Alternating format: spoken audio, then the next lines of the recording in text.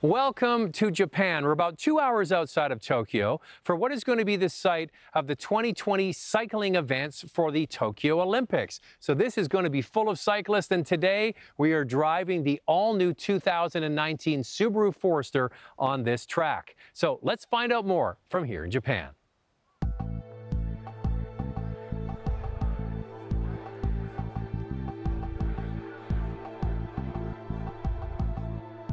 Forester is bread and butter. You know, it's one of our key products. It has been all of this time. So in Canada, it represents about 25 to 30% of our sales, always has. Our sales have grown exponentially, so the slice of the pie has remained the same, but it's quite a bit bigger than it ever was. And Forester is important to our overall volume at Subaru Canada. We're right now in third place globally in the Subaru family. So US, Japan, and now Canada. So the goal is really to sell a whole bunch of these Foresters in Canada to maintain our third position globally and also grow our market in Canada itself.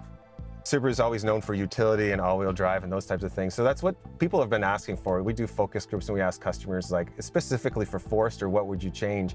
And they said, don't change the outside too much. I like the big windows. Visibility has always been like a key hallmark and why people buy it. But they did say, can you improve the interior?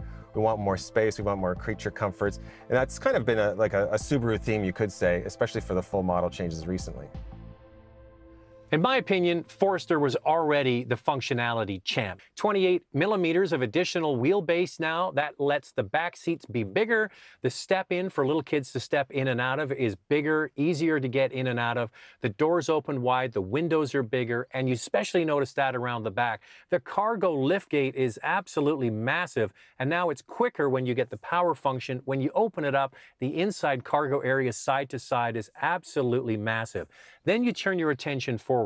Better materials and foam used in the seats. The seats are wider and more comfortable. And then there's soft touch materials, the center console, the armrests, all the things you touch inside the cabin have been improved. And when you look forward, the head units start at 6.5 inches, go up to 8 inches with Android Auto and Apple CarPlay. Some nice luxury features: heated front seats, heated rear seats, and available heated steering wheel. So this is so cool. We're actually driving on what's going to be the Olympic course for cycling here in the Tokyo Olympics in just a couple of short years away. Actually, one model year away, because we're driving a 2019.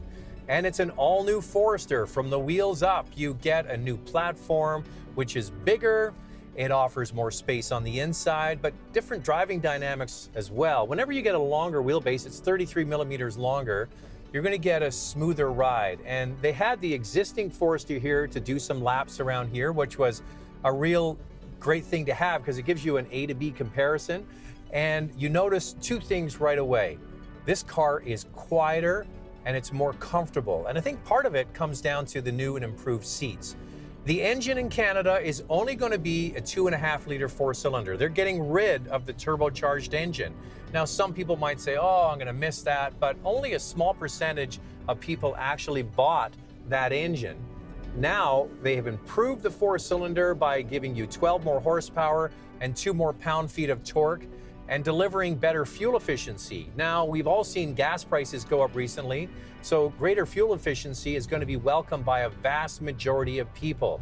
So how do they do that? Well, first of all, 90% of the engine components have been updated, and they've added direct injection along with a continuously variable transmission that has a 10% greater variable in potential ratio. So when you get a bigger spread in the transmission and direct injection, it's going to give you better fuel economy. We don't have the fuel economy numbers now, but we will get that closer to the on-sale date.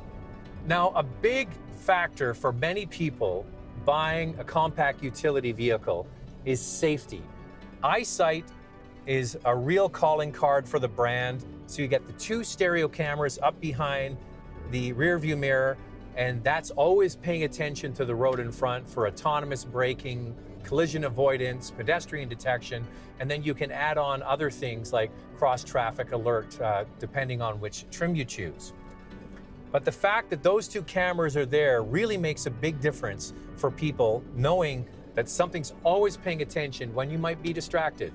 Now, speaking of being distracted, there's a new system in this car. When you get into it, it actually has facial recognition. And when you're not paying attention, it will actually warn you with an audible noise and flashes as well to say you're not paying attention. This is good for drowsy driving. It's also good for when you're looking away.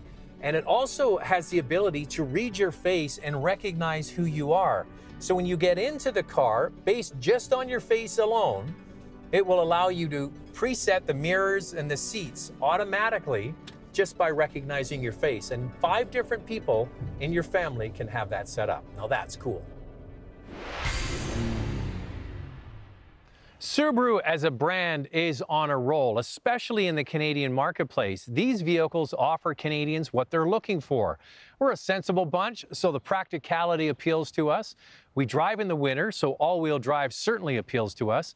Parents are safety-minded, so the advanced safety features are certainly advantageous.